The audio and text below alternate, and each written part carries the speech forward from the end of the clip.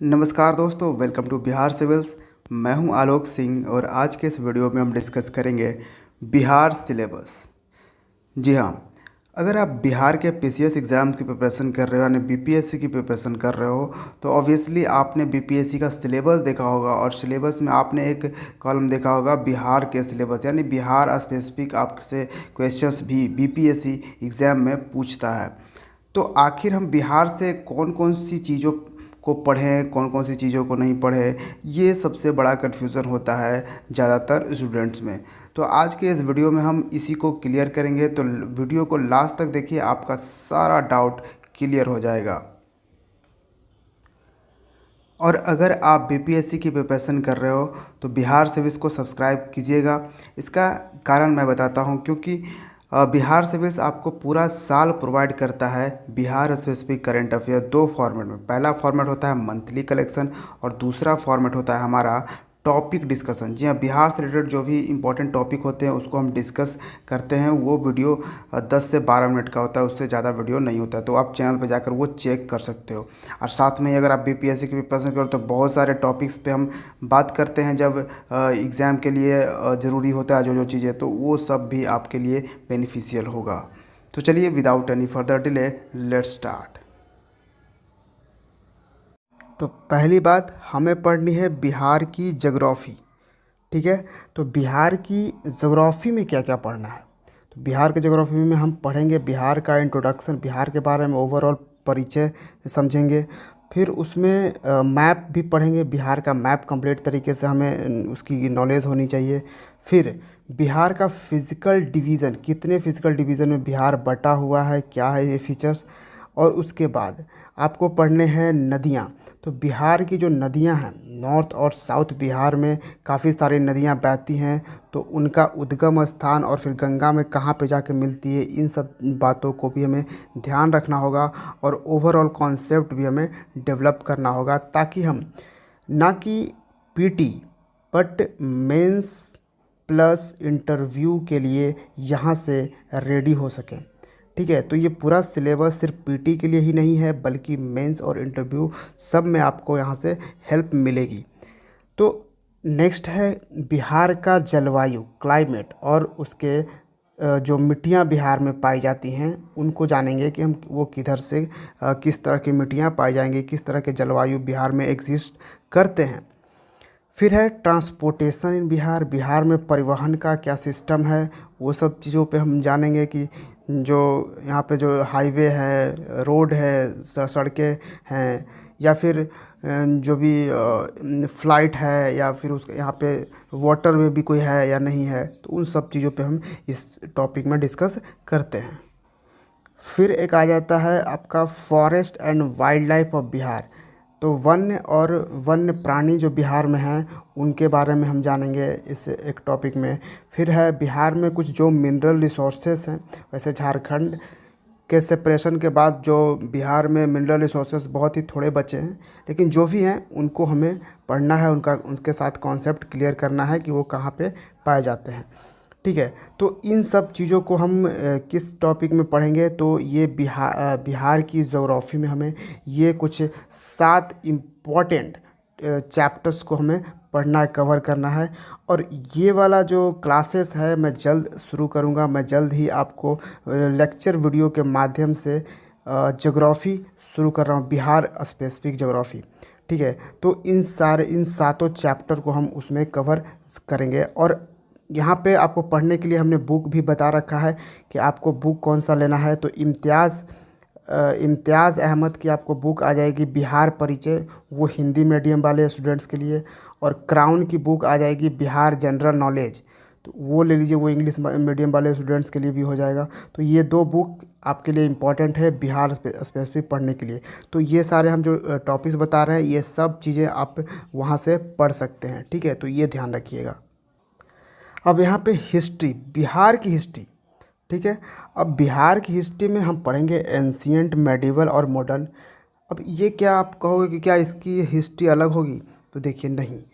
जब आप Indian history पढ़ोगे, ठीक है, तो इंडियन हिस्ट्री से ही रिलेट करके आपको बिहार में पढ़ना है, क्योंकि बिहार की हिस्ट्री अलग नहीं हो हुई है, क्योंकि जो इंडियन हिस्ट्री है उसी का पार्ट एक बिहार हिस्ट्री भी है। कैसे?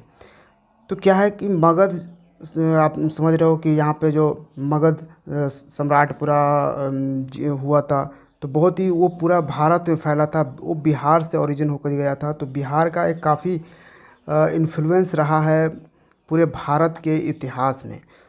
तो उसके साथ ये पढ़ना है हमें, और ये सब कुछ आपको उसी बुक में मिलेंगे। ठीक है। अब हमें पढ़ना है बिहार की इकोनॉमिक्स। कहाँ की? बिहार की इकोनॉमिक्स पढ़नी है। उसमें हमें पढ़ना है एग्रीकल्चर एंड एलाइड सेक्टर्स के बारे में। अब क्योंकि बिहार आपको पता होगा कृषि प्रधान राज्य है, जहाँ पे कृषि 70% से ज़्यादा लोग यहाँ पे कृषि पे जीवन यापन करते हैं। तो इसलिए यहाँ पे क्या है कि आपको कृषि के बारे में पढ़ना होगा। फिर आपको बिहार में इंडस्ट्री, जो भी इंडस्ट्रीज़ हैं उनके बारे में आपको पढ़नी है। फिर मिनरल रिसोर्सेस यहाँ पे जो भी बिहार में है उसके बारे में पढ़नी है। ठीक है। मिनरल रिसोर्सेस आपका ज्योग्राफी में भी आ जाता है और इकोनॉमिक्स में भी। ठीक है, तो ये आपको ध्यान रखनी है। और इकोनॉमिक सर्वे जो है, हर साल बिहार का इकोनॉमिक सर्वे आता है। इसका जो डेटा होता है काफ़ी इंपॉर्टेंट होता है, वो प्रीलिम्स पॉइंट ऑफ व्यू से भी और मेंस से भी यहाँ से पूछा जाता है। फिर बिहार का जो बजट हर साल निकलता है, बजट से आपको सवाल पूछ लिए जाएंगे, तो ये भी हमें पढ़ना होता है। फिर है एनर्जी सेक्टर। बिहार में जो ऊर्जा का क्या सिस्टम है, एनर्जी का, यानी कि यहाँ पे जो बिजली है पर यूनिट कैसे लोग खपत कर रहे हैं, इन सब चीज़ों पे भी हमें बात करनी होती है। तो ये जो एनर्जी सेक्टर है ना, आप ये वाला इकोनॉमिक सर्वे से भी पढ़ सकते हो। ये एनर्जी सेक्टर का जो चीज़ें हैं इकोनॉमिक सर्वे में वो डेटा दिया रहता है, तो यहाँ से आप पढ़ सकते हो। ठीक है। तो ये 5-6 टॉपिक्स हैं इकोनॉमिक्स के जो काफ़ी इंपॉर्टेंट है बिहार से रिलेटेड के लिए। ठीक है। अब बिहार की पॉलिटी में क्या पढ़ें हम? तो यहाँ पे आपको पढ़ना है यहाँ की एग्जीक्यूटिव कैसे काम करती है, लेजिस्लेचर और जुडिशरी, यानी कि आप स्टेट का एग्जीक्यूटिव का वर्क कैसे काम करती है, लेजिस्लेचर क्या है, जुडिशरी। यहाँ पे जो बिहार में लेजिस्लेटिव असेंबली है और लेजिस्लेटिव काउंसिल दोनों ही है, तो उसके बारे में हम पढ़िए। फिर यहाँ का जो सीट वगैरह है, लोकसभा राज्यसभा में कितने सीट हैं, ये सब चीज़ों पे भी आपको नॉलेज होनी चाहिए। फिर है पंचायती राज सिस्टम। ऑब्वियसली ये तो एक मतलब कि आप कह सकते हैं कि नेशनल टॉपिक्स है, लेकिन ये बिहार के पंचायती राज सिस्टम में काफ़ी कामयाब होती है, क्योंकि बिहार में जो पंचायत है ना, इसके लिए नीतीश कुमार ने काफ़ी कुछ सुधार किए हैं, काफ़ी कुछ इसमें आरक्षण वगैरह लागू किए हैं। तो पंचायत यहाँ पे थोड़ा सा जटिल तरीके से बैठा हुआ है, तो इससे सवाल पूछे जाते हैं बीपीएससी में। तो ये टॉपिक्स भी आपको कवर करनी है। ठीक है। तो ये पॉलिटी का सिलेबस है, बिहार से आपको पॉलिटी में क्या पढ़नी है।